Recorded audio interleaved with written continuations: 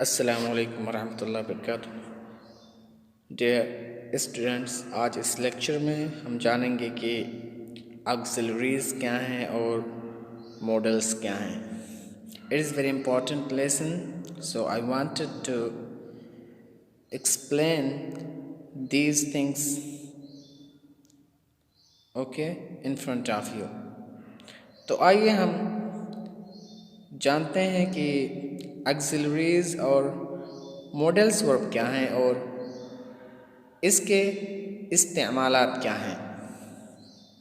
तो आइए हम इस लेसन को शुरू करते हैं और देखते हैं कि ऑक्सिलरीज और मॉडल्स क्या हैं और इनका इस्तेमाल कैसे किया जाता है। तो आइए शुरू करते हैं। The verbs be, fail be जो कि है am, is, was, were etcetera, और हैव और डू यानी is, am, are and were, और हैव और डू ये जो वर्ब हैं, जो फेल हैं, व्हेन यूज जब इस्तेमाल किया जाता है विथ ऑर्डिनरी वर्ब्स यानी ऑर्डिनरी वर्ब्स के साथ, मेन वर्ब के साथ, टू मेक सेंटेंसेस सेंटेंस को बनाने के लिए, पैसिव वॉइस चाहे वो पैसिव वॉइस हो चाहे एडजेक्ट या एक्टिव वॉइस हो, क्वेश्चंस हो या मनफी सेंटेंसेस हो, are called auxiliaries verbs are auxiliaries. तो हम इनको क्या कहते हैं? एक्सिलरी वर्ब्स कहते हैं या एक्सिलरीज कहते हैं। एक्सिलरी माने हेल्पिंग, हेल्पिंग वर्ब। ओके, तो इससे ये बताना चाहते हैं कि जब इज, एम, आर, वर और हैव, हैज़, हैड या डू, डिड वगैरह का इस्तेमाल जब एक मेन वर्ब के साथ किया जाता है सेंटेंसेस को क्रिएट करने के लिए, सेंटेंसेस को बनाने के लिए, चाहे वो सेंटेंस एक्टिव वॉइस हो या पैसिव वॉइस हो या क्वेश्चंस वाले सेंटेंस हो या नेगेटिव सेंटेंस हो, तो हम इनको यानी इज, एम, आर और वर और हैव, हैज़, हैड और डू, डिड को क्या बोलते हैं? एक्सिलरी वर्ब्स के नाम से जानते हैं और हम उनको एक्सिलरी वर्ब्स कह सकते हैं। और एक्सिलरी का माना क्या है? Helping, helping verb. Axillary verbs means helping verbs. ये हो गया हमारा इज, एम, आर और वर और have, had, has and do और डिड के बारे में। तो हम इन सब को क्या बोलते हैं? Axillary verbs. एक्सिलरी वर्ब्स यानी हेल्पिंग वर्ब्स। अब आइए हम ये देखते हैं मॉडल्स क्या होता है या मॉडल वर्ब्स क्या होता है। ओके, तो आइए हम यहाँ पे ये देखते हैं। The verbs can, could, may, might, will, would, shall, should, must and ought are called modal verbs or models। और verb can, could, may, might, will, would, shall, should, must और ought को हम क्या कहते हैं? मॉडल वर्ब्स कहते हैं या मॉडल्स कहते हैं। तो ये सारे जो वर्ब्स हैं हम इसको क्या कहते हैं? मॉडल्स कहते हैं या मॉडल वर्ब्स कहते हैं। They are used before ordinary verbs और इन सभी का इस्तेमाल किया जाता है मेन वर्ब के साथ। Okay, and express meaning such as, और ये माने को देते हैं, ये माना उजागर करते हैं। जिसे इनका माना क्या होता है? इनके माने में क्या क्या शामिल होते हैं? तो क्या होते हैं? एज परमिशन, इजाज़त के लिए इनका इस्तेमाल किया जाता है। पॉसिबिलिटी, इम्कानात के लिए हम इन मॉडल वर्ब्स का इस्तेमाल करते हैं। सर्टेनिटी या यकीन के लिए हम इन मॉडल वर्ब्स का इस्तेमाल करते हैं। और नेसेसिटी और ज़रूरत के वक़्त हम इन मॉडल वर्ब्स का इस्तेमाल करते हैं। Need and dare can sometimes be used like model verbs, और नीड और डेयर का भी इस्तेमाल कभी कभार मॉडल वर्ब्स के तौर पर किया जाता है। तो ये जो मॉडल वर्ब्स हैं वो क्या क्या हैं? मॉडल वर्ब्स है need, dare, can, could, may, might, will, would, shall, should, must and ought. ये सारे क्या हैं? मॉडल वर्ब्स हैं, और इनका इस्तेमाल इजाज़त लेने के लिए, इम्कानात के लिए, यकीन के लिए और ज़रूरत के लिए हम इन सारे मॉडल्स का इस्तेमाल करते हैं। Modals are often included in the groups of auxiliaries, और ये जो मॉडल वर्ब्स हैं ये कभी कभार एक्सिलरी वर्ब के साथ भी इस्तेमाल किए जाते हैं। In some grammars they are called modal auxiliaries, और ग्रामर के इस्तिलाह में हम उस वक़्त उनको क्या कहेंगे? मॉडल एक्सिलरीज कहेंगे।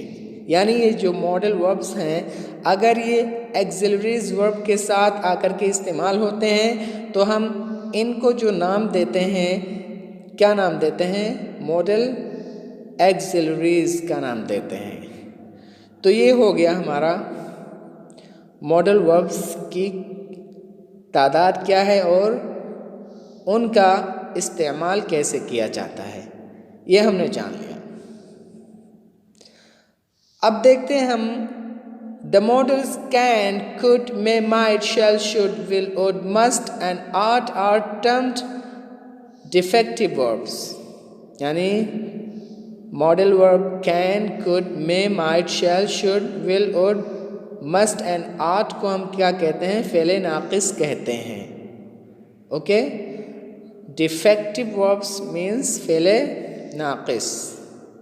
तो ये फ़ेले नाक़िस है।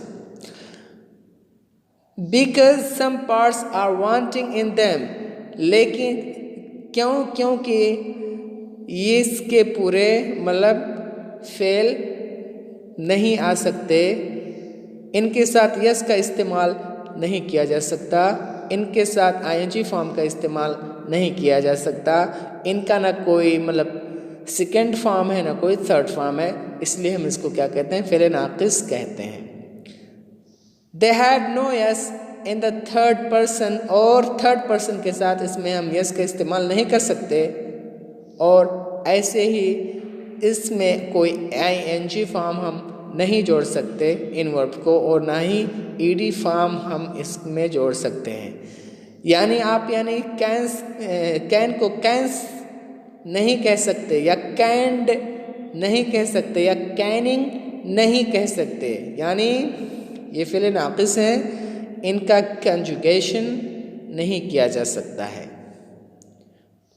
इसीलिए हम इन सारे मॉडल वर्ब्स को क्या कहते हैं? डिफेक्टिव वर्ब्स के नाम से जानते हैं, यानी फ़ेले नाक़िस कहते हैं। तो ये हो गया हमारा एक्सिलरी वर्ब्स के बारे में। इसी तरीके से मॉडल वर्ब्स के बारे में और उनके क्या क्या इस्तेमाल हैं। इसी तरीके से मॉडल एक्सिलरीज क्या चीज़ है ये भी हमने जान लिया, और इसी तरीके से हमने ये भी जाना कि डिफेक्टिव वर्ब्स क्या हैं और इनका माना क्या है। ये हो गया मतलब इख्तिसार के तौर पे। ओके, अब इंशाअल्लाह आने वाले हर एक लेक्चर में हम इनके डिटेल्ड यूज़ को जानेंगे कि हम इन सारे मॉडल्स वर्ब को कैसे अपने जुमले में इस्तेमाल करेंगे। तो आज हम जो इस्तेमाल करने वाले हैं वो वर्ब टू बी का इस्तेमाल, यानी टू बी जो वर्ब है ये एक्सिलरी वर्ब जो है ये कैसे इस्तेमाल किया जाता है और कहाँ इस्तेमाल किया जाता है, इसके बारे में हम जानेंगे। तो आइए शुरू करते हैं।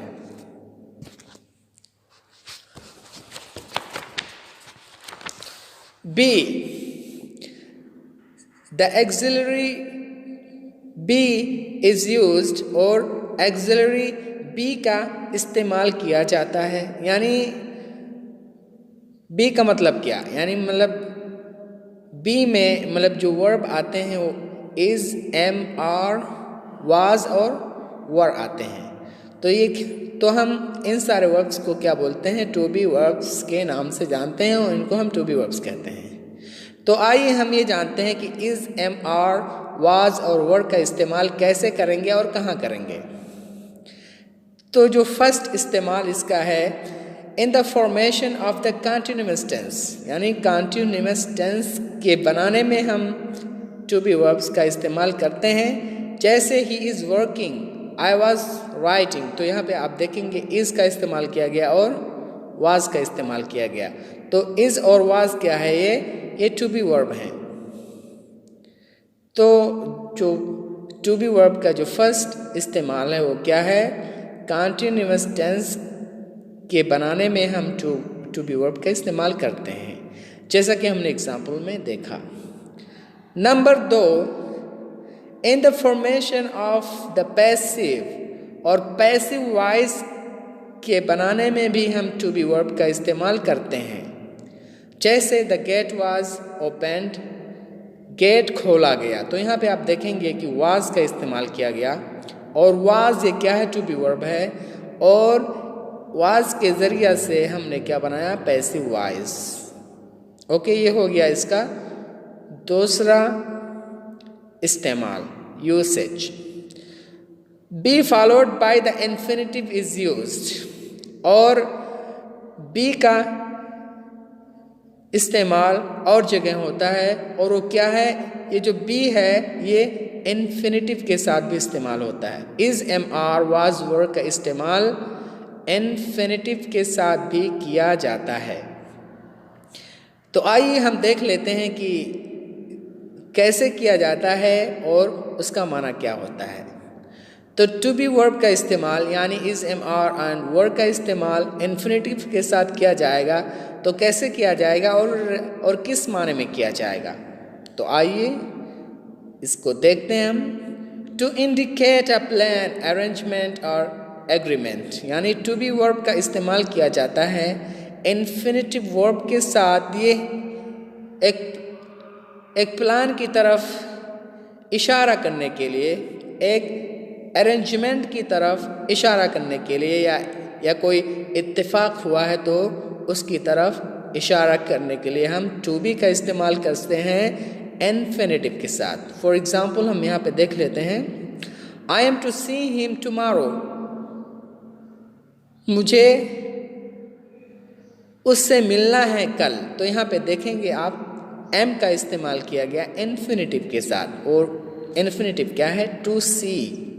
टू सी मीन्स यहाँ पे to meet. I am to meet him tomorrow, मुझे कल उससे मिलना है। तो यहाँ पर आप देखें एम के ज़रिया से हमने क्या किया, टू इंडिकेट अ प्लान, एक प्लान को हम शो कर रहे हैं यहाँ पर कि मैं जो प्लानिंग कर रहा हूँ वो कल मैं उससे मिलने का है। तो टू बी वर्ब का इस्तेमाल यानी ये प्लान के लिए किया गया।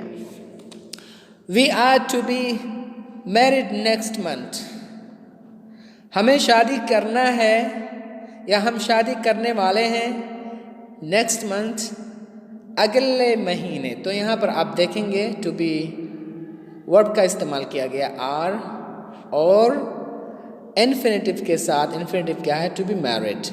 तो यहाँ पर एक अरेंजमेंट को उजागर करने के लिए हमें टू बी का वर्ब इस्तेमाल किया। तो ये है टू बी का इस्तेमाल।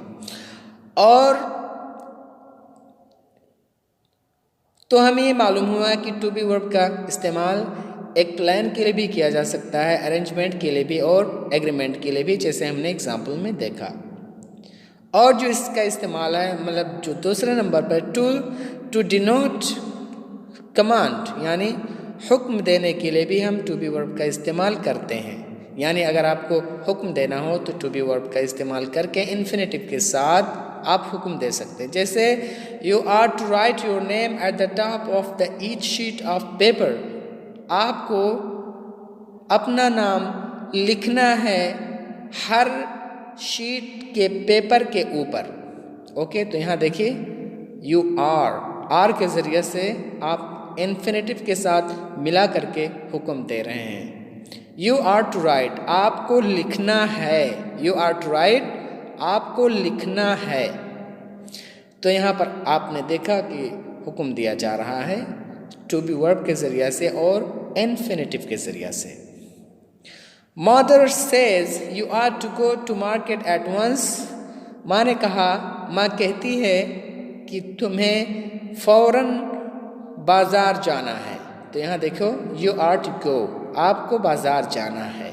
तो यहाँ पर आपने देखा टू बी वर्ब के साथ हमने इन्फिनेटिव का इस्तेमाल किया हुक्म देने के लिए। तो यानी टू बी वर्ब का इस्तेमाल हुक्म देने के लिए भी इस्तेमाल किया जाता है, एक प्लान के लिए भी इस्तेमाल किया जाता है, अरेंजमेंट के लिए इस्तेमाल किया जाता है और एग्रीमेंट के लिए भी इस्तेमाल किया जाता है, जैसा कि हमने एग्जाम्पल्स में देखा। और टू बी वर्ब का इस्तेमाल कंटिन्यूअस टेंस के बनाने में भी होता है और इस तरह से यानी पैसिव वॉइस के फॉर्मेशन में भी किया जाता है। ओके, आगे देखते हैं। Be is used in the past tense with the perfect infinitive to indicate an arrangement that was made but not carried out.